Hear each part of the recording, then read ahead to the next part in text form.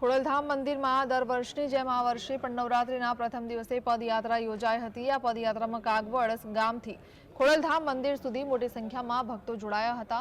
પ્રથમ નોરતે ખોડલધામ મંદિરમાં મહાઆરતી, ધ્વજારોહણ અને યજ્ઞથી મા ખોડલના પોખણા કરાયા હતા।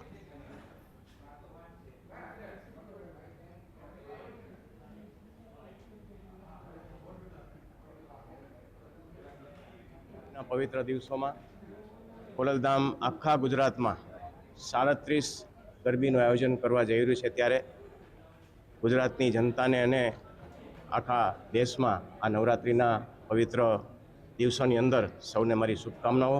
મા ખોડલ અને મા જગદંબા આ નવરાત્રિના પવિત્ર દિવસોની અંદર બધાને હેમખેમ રાખે, બધાને આનંદમાં રાખે અને વિશ્વમાં શાંતિ સ્થાપે એવી આ તકે માના ચરણોમાં પ્રાર્થના કરું છું। આ દર વર્ષે આ પ્રથમ નોરતા, માતાજીના પ્રથમ નોરતાને દર વર્ષે આવી રીતે પદયાત્રાનું આયોજન થાય છે, પણ આયોજનોમાં પણ હજારોની સંખ્યામાં માણસો હોય છે। મિનિમમ 2.5 થી 3 કિલોમીટર સંખ્યા કાગવડથી મંદિર સુધીની આયોજન ભવ્યથી ભવ્ય આયોજન કરેલું હોય છે અને આ આયોજનમાં ભક્તો એકદમ પોતાને ઉમટકા ભેરામાં જોઈન્ટ થાય છે અને માતાજીના આશીર્વાદ મેળવે છે। હું રાજકોટથી આવું છું અને આ કાગવડ ખોડલધામ મંદિરે દર વર્ષે નવરાત્રિ પ્રથમ નોરતે તો કે પદયાત્રા યોજાય છે અને 15મી પદયાત્રા છે।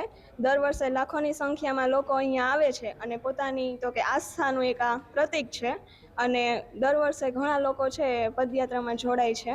કાગવડ ગામથી અને ખોડલધામ મંદિર સુધીની જે પદયાત્રા હોય છે તેમાં તો કે બધા જ પોતાના એક ઉમંગ સાથે આવે છે।